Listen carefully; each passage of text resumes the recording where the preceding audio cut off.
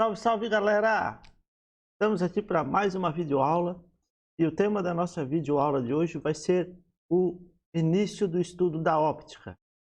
Vamos começar um pouquinho aqui estudando as características da luz, a sua dualidade onda-partícula. Vamos ver um fenômeno da óptica chamado dispersão e como a gente enxerga a cor dos objetos. E depois nós vamos ver alguns conceitos e princípios básicos da óptica geométrica, que vai fazer a gente compreender um pouquinho o eclipse solar e o lunar, por exemplo, e também o princípio básico de uma câmera fotográfica baseado na câmara escura de orifício. Vamos então à nossa videoaula. Inicialmente, quero destacar que a óptica é o ramo da física que estuda a luz e os fenômenos luminosos associados a ela, tais como reflexão da luz, refração, difração, os espelhos, as lentes, os óculos e assim por diante.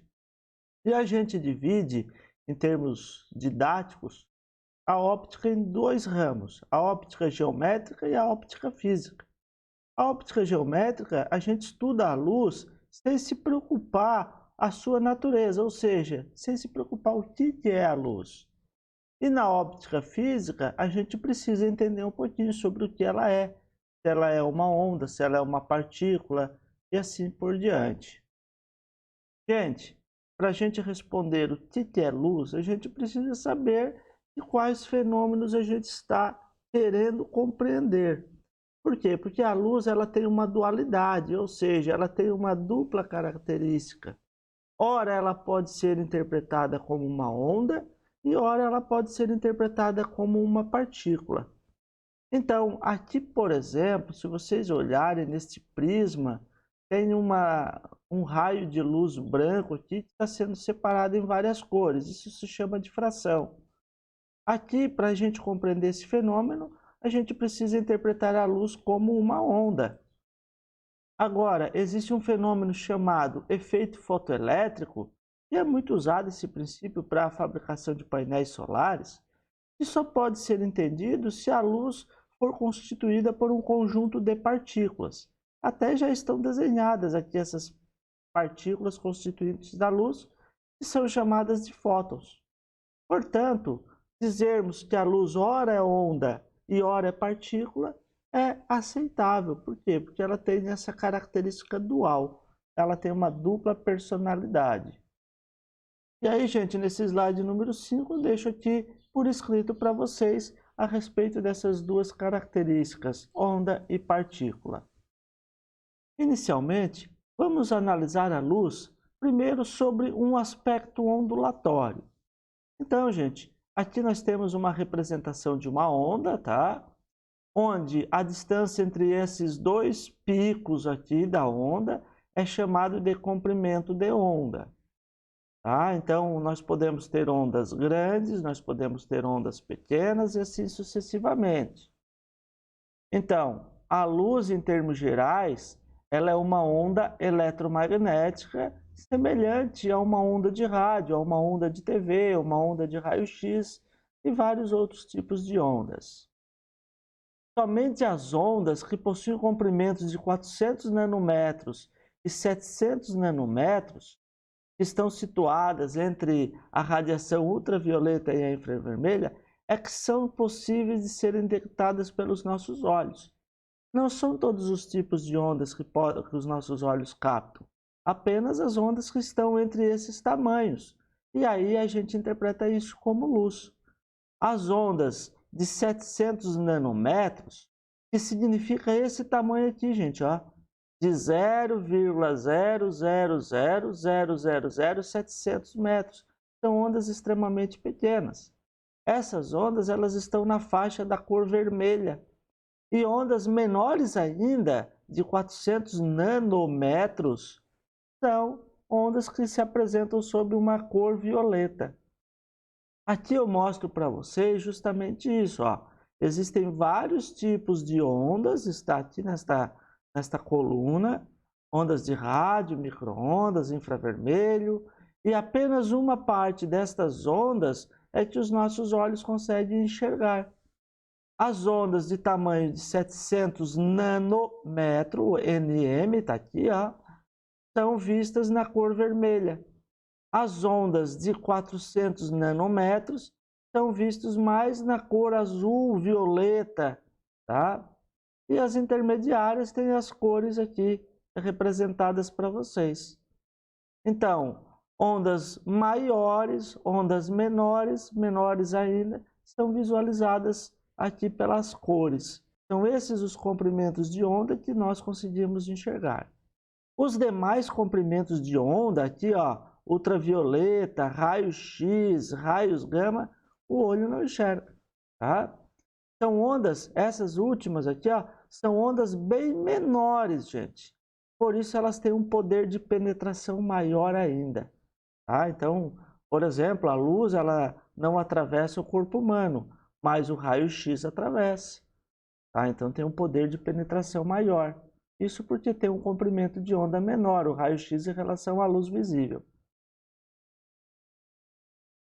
Aqui nós temos, gente, para vocês compreenderem um outro ponto importante, é o chamado espectro eletromagnético. O espectro eletromagnético nada mais é do que uma classificação das ondas por tamanho. Eu poderia pegar uma quantidade de alunos de uma classe e colocar numa fila do menor até o maior, ou vice-versa. E aqui a gente está dizendo justamente isso, ó. As ondas de energia aqui, de transmissão, são ondas baixas, são ondas de comprimento muito longo. Depois as ondas de rádio, de TV, já são ondas um pouco menores. As micro-ondas são menores ainda. Infravermelho vai diminuindo. Aqui tem a faixa da luz visível, que está entre 700 e 400 nanômetros, e aí as ondinhas menores aqui. Então, essa classificação se chama espectro eletromagnético. Então, gente, dito isso, a gente pode compreender esse fenômeno óptico chamado dispersão da luz. A dispersão da luz nada mais é do que a separação da luz branca, olha aqui, ó, aqui tem a luz branca nessa imagem. Ela está sendo separada em várias cores. Por quê? Porque a luz, quando passa num outro meio, diferente do ar, aqui é o vidro, ela tem um comportamento diferenciado, ela muda a velocidade, ela muda a direção que ela se propaga, fazendo que esses raios aqui, esses comprimentos de ondas acabem se separando. E aí fica aqui a separação das cores do vermelho ao violeta. Essa observação foi feita por Isaac Newton, né? E foi publicada aí por volta de 1672. Então, resumo, gente. A luz branca, ela é composta por várias cores, que vai do vermelho ao violeta, tá? E um feixe de luz branca, a luz solar, ele é formado por essas 7 cores, tá? Então, assim como a gente separa, se a gente juntar tudo, a gente tem o branco. Agora nós vamos falar um pouquinho sobre a cor dos objetos. A cor na qual enxergamos os objetos, ela não depende somente dos pigmentos da coloração da roupa, por exemplo. Ela também depende da luz que está iluminando o tecido. Então, gente, duas coisas influenciam na cor que nós visualizamos, tá? Os pigmentos, do qual é feita a coloração, e também da luz que está iluminando. Aqui, por exemplo, eu estou dizendo para vocês, tem o Sol está emitindo luz, a luz do Sol é branca, a luz está chegando aqui numa camiseta pintada de cor azul, e aí todas as cores, vermelho, laranja, amarelo, verde, com exceção desta azul aqui, são absorvidas. Apenas esse azul é refletido. Por isso que a gente enxerga a camiseta na cor azul. As demais cores são absorvidas e o azul é o único que é refletido, chegando aos nossos olhos. E aí a gente acaba enxergando isso na cor azul. Por que a gente enxerga uma camiseta de cor vermelha quando iluminada com a luz solar? Por os pigmentos, óbvio, e porque a luz solar é composta também pelo vermelho, ela absorve os demais e reflete apenas o vermelho. Por que a gente enxerga um objeto na cor preta? Porque a luz solar que está atingindo os objetos, ela não é refletida. Nenhuma das cores é refletida, então a gente não enxerga nada, e esse não enxergar nada significa visualizar o objeto na cor preta. Por isso, gente, uma camiseta aqui, ó, de cor preta, ela esquenta bastante quando exposta ao sol. Quando a gente usa uma camiseta preta, o preto está absorvendo todas as cores e está convertendo isso em energia térmica, né? E aí a gente sabe que vai esquentar mais. E a cor branca? A cor branca, na verdade, ela está refletindo todas as cores. Então, está chegando luz branca, que é composta por todas, e está refletindo todas, então está vendo branco. E por esse motivo, a cor branca é mais fresca do que a cor preta quando a gente expõe ao sol. Agora, gente, o que acontece? Olha bem a pergunta aqui, ó. Nós enxergamos um corpo com cor vermelha se ela for iluminada com a luz branca, a luz do sol. Por quê? Porque está refletindo vermelho. Agora, este mesmo objeto, se ele for iluminado com uma cor azul, tá? Então a gente chama isso de luz monocromática. A luz composta só pela cor azul. A gente vai continuar enxergando ele na cor vermelha? Não, gente. Isso não vai acontecer. Por quê? Porque o vermelho, o que é? O vermelho é a reflexão da luz vermelha. Aqui ele está refletindo o azul? Não, ele não está refletindo nada. Então, se ele não está refletindo nada, qual é a cor que a gente está enxergando? A gente está enxergando ele na cor preta. Ora, então, esse objeto foi pigmentado com a tonalidade vermelha, mas por causa da emissão da luz azul sobre ele, eu estou enxergando na cor preta. É isso que acontece. Tá? E aí, gente, viva o nosso Grêmio aí, ó. Trouxe aqui para vocês uma análise do logotipo do Grêmio quando exposto aí a uma luz monocromática verde. Então todo mundo sabe, e quem não sabe está sabendo agora, que o símbolo do Grêmio é representado por esse logotipo aqui nas cores azul, preto e branco.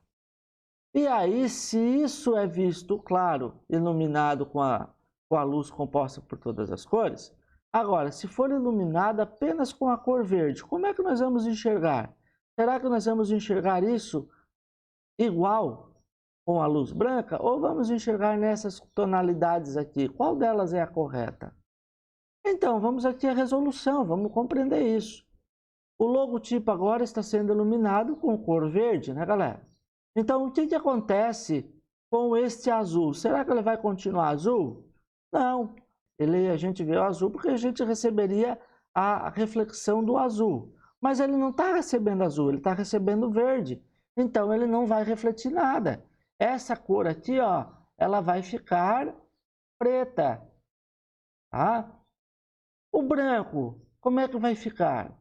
O branco está sendo iluminado pelo verde. A gente sabe que o branco é a cor que reflete tudo. Mas se ele está recebendo verde, ele vai refletir somente o verde. Então, a cor branca vai ficar verde. Ó. E o preto? O preto é sinal de que não reflete nada. Então, significa que se está vindo luz verde, ele vai continuar não emitindo. Então, isso aqui vai continuar preto. Então, podemos concluir dizendo que o símbolo do Grêmio vai ficar visível nesta tonalidade de cores. Vai ficar preto, preto e verde. Compreenderam? Vamos a mais um exemplo. Agora vamos pensar na bandeira do Brasil. A bandeira do Brasil tem essas colorações, verde, amarelo, azul e branco, claro, iluminados sob a luz branca, a luz solar. Se a gente iluminar isso com cor amarela, como vai ficar a cor da bandeira do Brasil? Vamos à solução. Então, está sendo iluminada agora com o amarelo. A gente sabe que a cor verde, ela está refletindo o verde, só que aqui ela está sendo iluminada pelo amarelo. Logo, ela vai ficar na cor preta. Aqui o amarelo está sendo iluminado pelo amarelo, então ele reflete o amarelo, vai continuar sendo visto na cor amarela. A cor azul, como está sendo iluminada com o amarelo, ela será vista na cor preta. E a coloração branca da faixa aqui, como está recebendo o amarelo, ela vai refletir, porque o branco reflete tudo. Então, a faixa também vai ser vista na cor amarela. Então, a conclusão é que a bandeirinha do Brasil vai ficar assim. O verde na cor preta, o amarelo continua, o azul vai passar a ser visto na cor preta e a faixinha branca na cor amarela. Agora, pessoal, nós vamos falar um pouquinho sobre os conceitos básicos a respeito da luz, tá? Primeiro, o que é uma fonte de luz? Uma fonte de luz é todo corpo capaz de emitir luz. Alguns corpos emitem luz própria, são chamados de fontes primárias. Por exemplo, o Sol, ele está emitindo a luz própria. A lâmpada está emitindo luz própria, uma vela está emitindo luz própria. Agora, outras fontes que não emitem luz própria, mas que estão emitindo luz, são chamadas de fontes secundárias. Na verdade, elas estão refletindo a luz de alguém. Por exemplo, a Lua. A Lua de noite está emitindo luz. Mas por quê? Não é porque ela está produzindo, é porque ela está refletindo a luz do Sol. Os planetas também estão refletindo a luz do Sol. Um espelho poderia ser usado como uma fonte secundária colocada no Sol. Então, todos os corpos que refletem a luz são chamados de fontes secundárias. Um outro ponto importante também é o que seria um raio de luz. Um raio de luz nada mais é do que uma linha orientada que representa graficamente a direção e o sentido de propagação da luz. Então, a gente representa por uma setinha. Então, a luz aqui ó, está indo de uma fonte para o olho do observador.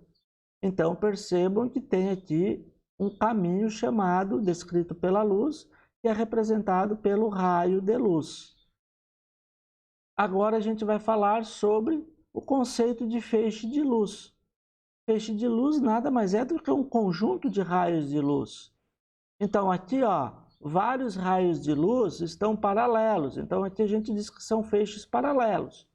Um exemplo é o raio da luz solar, tá? Como as distâncias são longas e o Sol tem dimensões muito maiores do que a Terra, a luz do Sol chega praticamente paralela à superfície terrestre. Então, a gente representa isso por feixes paralelos, o conjunto de várias setinhas.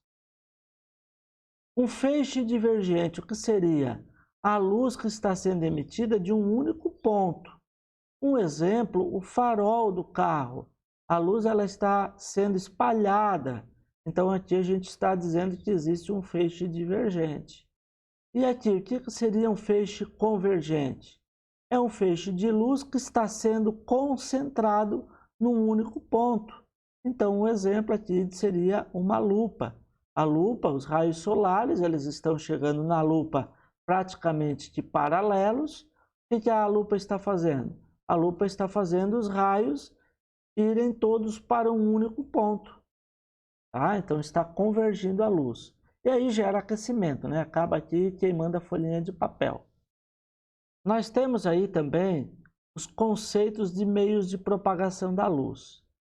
Os meios de propagação da luz podem ser transparentes, translúcidos ou opacos.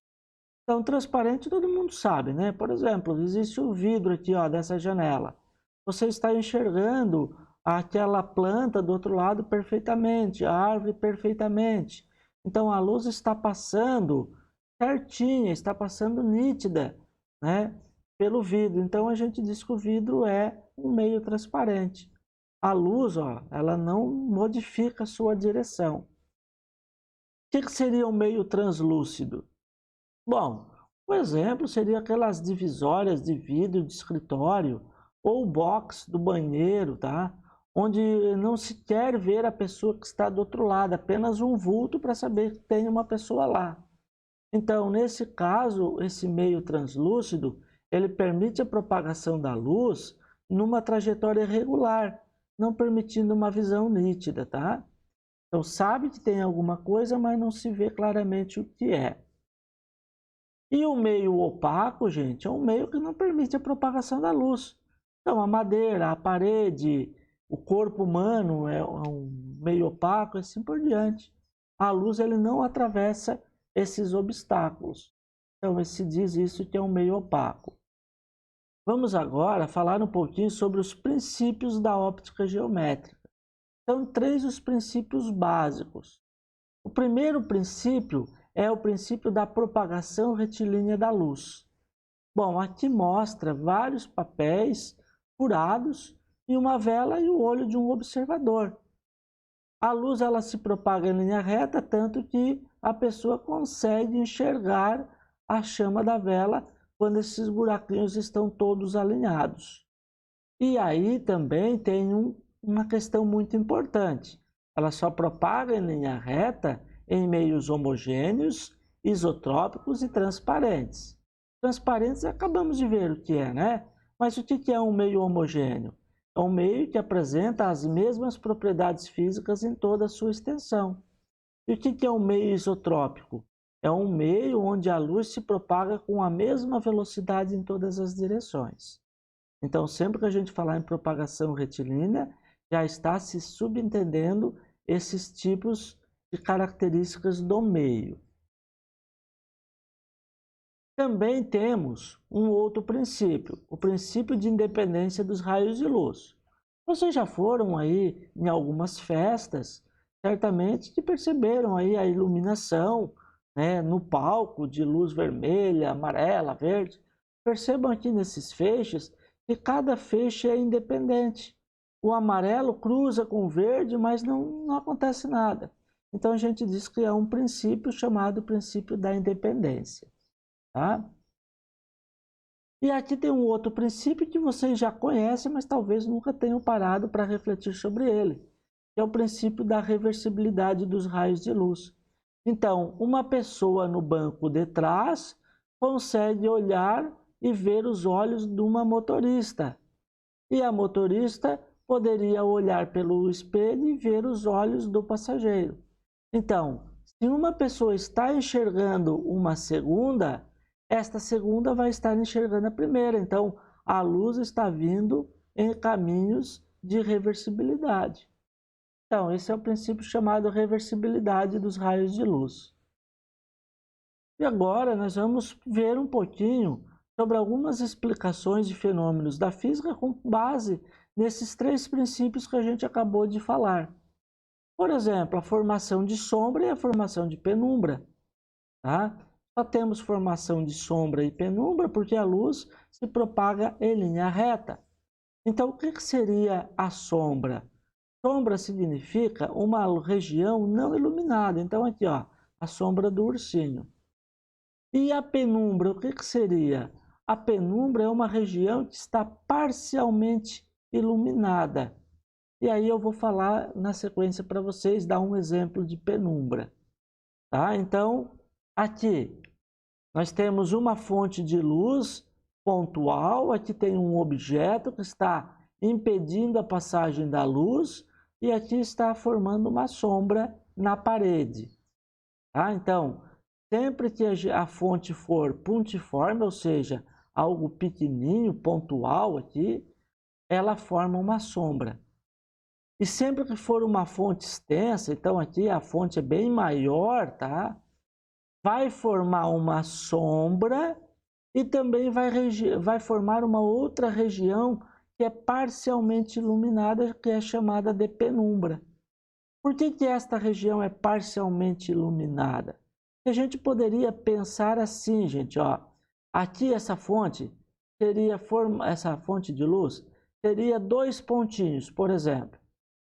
Esse pontinho aqui de baixo, ele vai emitir luz e vai atingir esse ponto. Ele não consegue atingir a luz neste pontinho aqui, ó. Por quê? Porque a luz dele vai chegar aqui e vai bater, não vai passar. Não vai passar e assim por diante. Ele consegue iluminar daqui para cima, ó. Certo? E esse outro ponto, ele vai emitir luz aonde? Vai conseguir emitir luz aqui vai conseguir emitir luz aqui, vai conseguir emitir luz aqui e assim por diante, ó. Então significa que essa parte da penumbra está iluminada apenas por uma parte da fonte de luz extensa. E a partir daqui para frente, todos os dois conseguem iluminar, por isso que aqui a iluminação é total. Aqui a sombra é total, aqui é uma iluminação parcial e aqui é uma iluminação total, sombra e penumbra. E aí a gente consegue entender o que é o eclipse solar. Primeiro, o eclipse solar é um fenômeno astronômico que ocorre sempre que a Lua se posiciona entre o planeta Terra e o Sol, formando aí uma sombra na superfície terrestre. E por que forma essa sombra? Porque o Sol é um corpo extenso, tá? Então vai causar aqui uma região de sombra total, aqui uma região parcialmente iluminada e aqui uma região totalmente iluminada. E aí, gente, aqui nesse outro slide diz o seguinte, que para as pessoas que estão aqui no eclipse total, aqui nessa faixa totalmente escura, quando a Lua ficar na frente do Sol, vocês vão ver esse fenômeno aqui, ó. A Lua está encobrindo todo o Sol. O dia vai virar noite. E para as pessoas que estão nesta outra região, que é a penumbra, vai ver a Lua cobrir o Sol apenas um pedacinho aqui, ó. Tá? E aí a gente diz que é o eclipse parcial. Destaco para vocês que o fenômeno do eclipse solar só pode acontecer na Lua nova, pois é nessa fase que a Lua se encontra entre a Terra e o Sol. Além disso, gente, a Lua precisa atravessar o plano orbital da Terra.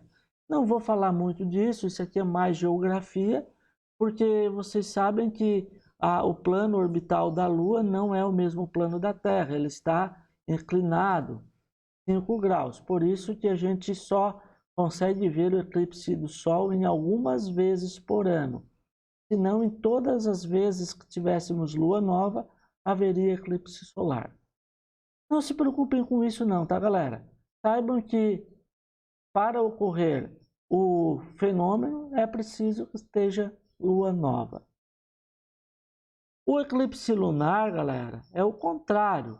É a Terra que fica entre a Lua e o Sol, tá? E aí forma uma sombra total na Lua.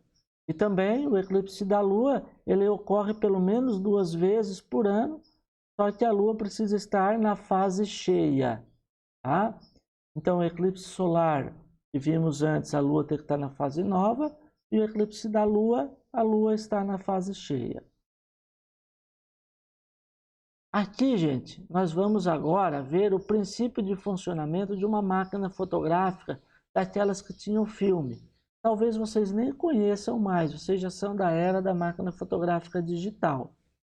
Mas o princípio daquelas máquinas é baseado na câmera escura de orifício, que é uma caixa fechada com um pequeno orifício aqui, onde a luz de um objeto, então aqui está o nosso objeto, ele acaba indo para dentro da caixa, passando por esse orifício. A luz da parte de baixo atinge aqui, a luz da parte de cima atinge aqui embaixo, e os demais também estão indo, né? Estão atingindo a caixa aqui, ó. E aí está formando a imagem aqui deste objeto. Então esse é o princípio da câmera fotográfica. E uma questão muito legal é que esse objeto está de pé, aqui ele está de ponta cabeça. Então, gente, aqui tem um detalhamento maior, tá? Quando a gente coloca um objeto, representado aqui pela letra O, na frente de uma câmera escura, forma uma imagem que é representada pela letra I. Esse objeto está a uma distância do orifício, representado pela letra P. E a câmera escura, ela tem uma profundidade, essa caixa é representada por P'. Então, sempre que a gente coloca um objeto na frente de uma câmera escura, vai formar uma imagem que está invertida e que é um pouquinho menor do que o objeto, tá? E aí a gente tem uma relação matemática dessas grandezas aqui, ó. Se a gente dividir o tamanho da imagem, tá aqui, ó, I é o tamanho da imagem, pelo O, que é o tamanho do objeto, essa divisão vai dar o mesmo valor da profundidade daqui da caixa e da distância do objeto até o orifício. Então, dividindo I por O, vai dar o mesmo valor de P' por P. Essa equação matemática nos auxilia para resolver alguns problemas.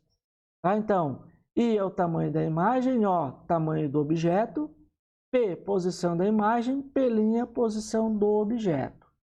Vamos usar sempre unidades metro ou poderia sempre unidade centímetro, tá? Não podemos fazer mistura de unidades. Vamos a um exemplo de aplicação. Um lápis, que é o nosso objeto aqui, ó, ele tem 16 centímetros e é colocado em frente a uma câmera de orifício, como mostra a figura. Calcule a altura da imagem formada no fundo da câmera. Nós queremos saber o valor aqui, ó, do I, qual é o tamanho dessa imagem. A gente sabe que a posição aqui do objeto em relação ao orifício é 50 e a profundidade da câmera é 20.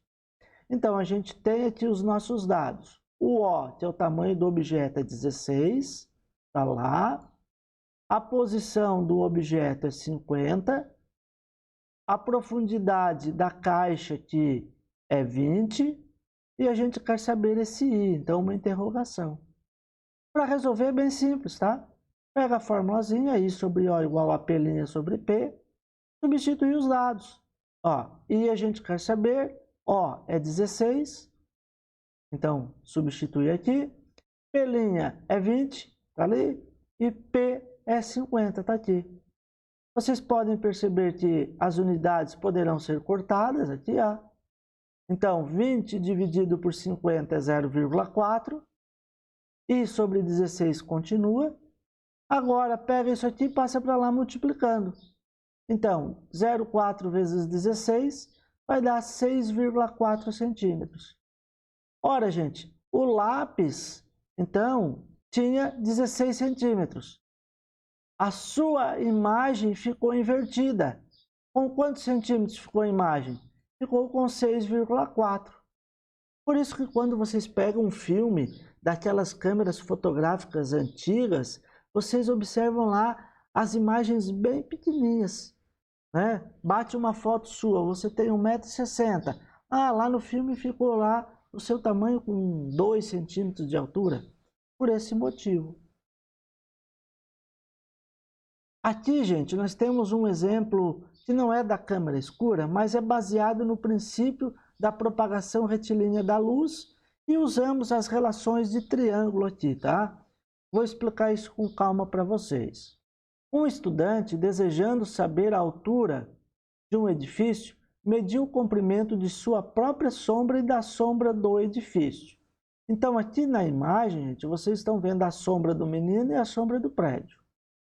Para sua sombra, teve 60 centímetros. Então, aqui, ó, vou escrever com o mouse, vai ficar a letra um pouquinho feia. 60 centímetros a sombra dele. E o prédio, a sombra foi de 5,4 metros. Então, vamos botar aqui, ó, 5,4 metros. Sabendo que a altura do estudante era de 1,6 metros, então ele sabia que quanto era a altura dele, 1,6 metros, qual a altura do edifício. Então, ele queria descobrir isso aqui, ó, quanto que tinha de altura.